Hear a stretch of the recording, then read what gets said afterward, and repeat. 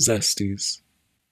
Simpering grills wallowed in the center of a kitchen, hued with musty sorts of greens, reds, and purples. Reggae music skipped and stuttered in the back of the 2 rooms from the needle on a rigid CD player.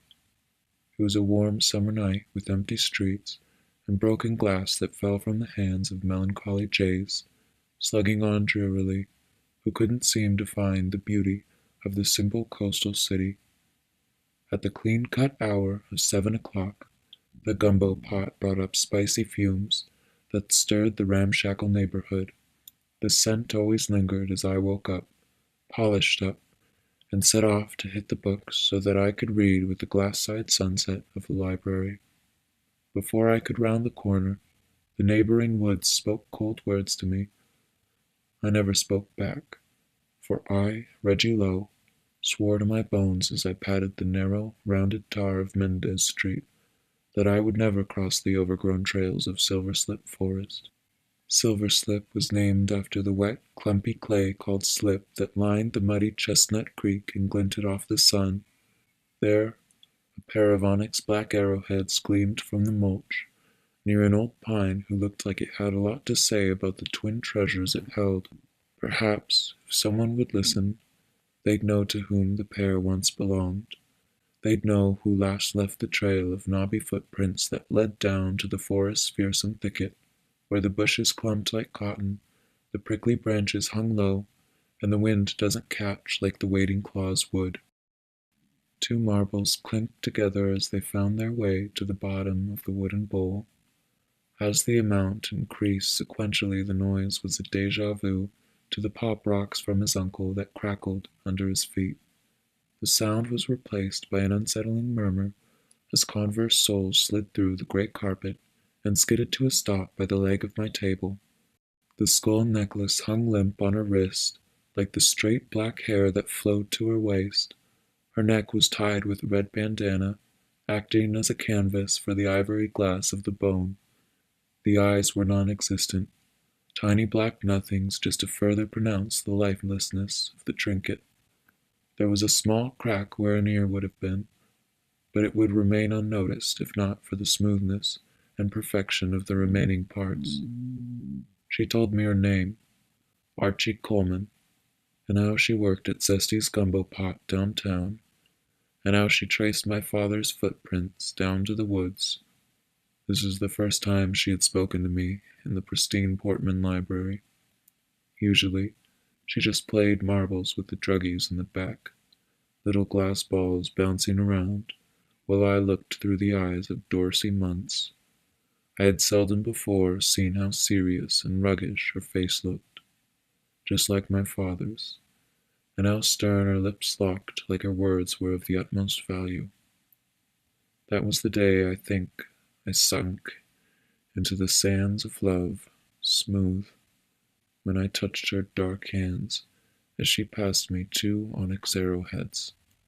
However, it was also the day I knew I'd lost my father down in the thicket of Silverslip.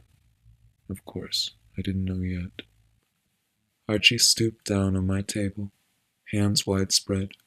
She was humming something I recognized from her friend's miniature speaker in the back they jacked into an outlet by unplugging one of the book search engines. No one used those search engines, though. It was a small, pleasant store, and the 40-something lady, Miss Fawn, up front, would always cheerily help you find your best-fitted book.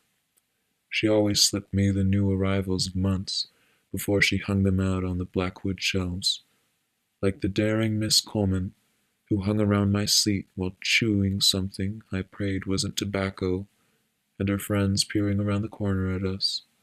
I was a regular. We were hitting it off, I think.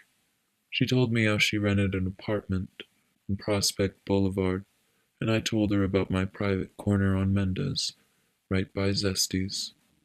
Archie, you ever had something brought back to you that you didn't even realize was lost? Then take it for granted? Yeah, Craig Pradsley. He was nice and all. Maybe a bit too nice. I guess he slipped away when I wasn't looking, off with his other popular friends. By the time I realized he'd been missing, he said he didn't want to hang out with people with a bad reputation. I miss him sometimes, but he comes around when his friends least suspect. I guess he said that for show. I don't know. He's just there now, but barely ever. Seems the same with him back or with him gone. I couldn't care either way anymore, but then he was pretty close. Ah, an ex? Psh, no, I'm not into guys. Oh, she stayed a while in silence, studying my every feature. I watched her back. Her hoodie had a silver canvas, and on it was an appearance of black ink blotches and another skull, a bit ruddy and not as pristine as the marble one that was swaying slightly from her leather cord necklace. Her jeans were as dark as her inky waterfall of smooth cascading hair. Her Converse shoes were a pale ash color, with two stitched-in, snowy white stars on the outer sides.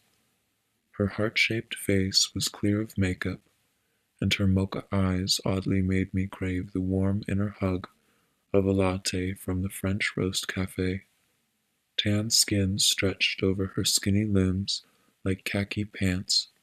She sat down beside me and asked what I was reading. I told her it was Dorsey Muntz, and she said she enjoyed her books as well, but that the newest copies were always taken before she could get her hands on them. I felt a tad guilty. I haven't seen that copy before. Yeah, well, I just happened to snatch it from the shelves as Miss Fawn was putting them in. Oh, I see. You must have had to come here really early to get the one she puts up. Yup. I cut the book talk short as the guilt started to ebb at my throat and crack my voice hoarse. It was a silly thing, really, but I felt bad for Miss Fawn's favor toward me in regards to the kids in the back. I waded back to my father and his whereabouts. Not that I really minded what the old booze hound was up to. It was not unlike him to wander into the forest a couple of hours and a couple of beers later on the lively Friday nights. That was probably my mother's reason for leaving him, even if London was a bit overly dramatic. What is your concern with my father, and how do you know it was him? Archie told me how she came upon the footprints and thought nothing of them until she saw the arrowheads. She talked of how she met my father at a bar one late night, and he had told her all sorts of stories about the arrowheads and Native Americans. She knew my father was making them up, but they were exciting and pleasant to listen to, especially when he was drunk and laughing his head off. Eventually, my father told her about me and my mother, when he was more intoxicated than usual. It was then that he told her about my literate habits, good work, and how proud he was. She told me she then figured I was the son because of my daily appearance here, and I was painfully reminded I looked just like him. When she asked how often he saw his son, he condoned that it was barely ever, and that he thought it best not to see me, because I'd be ashamed of him. Not that I didn't think it true. One dark hour she didn't find him inside the bar, and thought nothing of it. In fact, she was happy the old man had stopped drinking so much. I asked her why she went into the forest, and she quickly retorted, why wouldn't she? Perhaps her mother had never warned her about the forest like mine did before she left. She said I should go find my father with her, to which I responded that I would never go into Silverslip. Her face went blank, and she began to realize she was seeing a different person than what my father made me out to be. This sparked up a bit of hostility on her side, with rhetoric lines like, "Don't you care about your father? He always said good things about you," and a low blow with, "He was such a nice man. I don't understand how his son could be so cruel." The last time I saw my mother, she warned me never to venture into Silverslip, and I intend to listen. Fine. If you won't find him, then I will. I watched her exit the library in a livid fashion and saw her friends cast glances at me in disdain. The clanking of marbles and distasteful music resumed, but the air was uneasy, and months was beginning to dissolve into meaningless words, and her philosophy seemed to skid short and fall flat. I looked over the cover, unable to process the paragraphs inside. It was eye-catching, exciting, a swirling blue orb in front of a background of futuristic-looking things behind ones and zeros. Propaganda. Perhaps it was her exciting arrival into my life that short day, that single moment in our long conversation about our lives, that made my life seem dull in comparison. Perhaps months didn't satisfy me like she used to, but I kept up my studies. A few extra points were plus minus geography books. The marbles didn't stop clinking, but now they were daily mementos. Zesty's gumbo pot remained the same, though I always went to the library full and pleased. I never saw her there, so I assumed she had quit. Looking back, I don't remember her ever serving my table before I met her, either. When 8 hit, I went off to class, and when 3 hit, it was back to the books until my job at 6. A few years had passed before I saw her again. Time when a bachelor's degree was hanging in my room, but my job was still the same. A photo scanner at Digitel. I never quite knew what I wanted to do with my life or degree, but Digitel put food on the table. Her hair was cut, shaved on one side and chin-length on the other. A silver ring pierced her lip, and her eyebrows were shaved on the outer sides with a thin line. Her eyes were the same, though.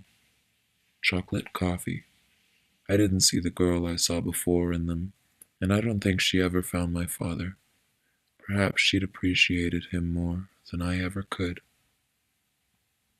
I was at the back of Zesty's. I was going through the alley as a shortcut to the bus stop when I found her taking out the trash at the back of the building.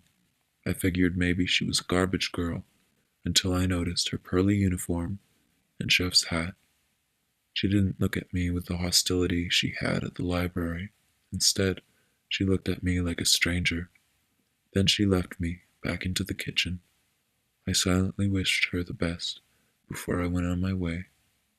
Some things weren't meant to be, and even though I felt like this was a few years back, the past is the past, and I left it to rest.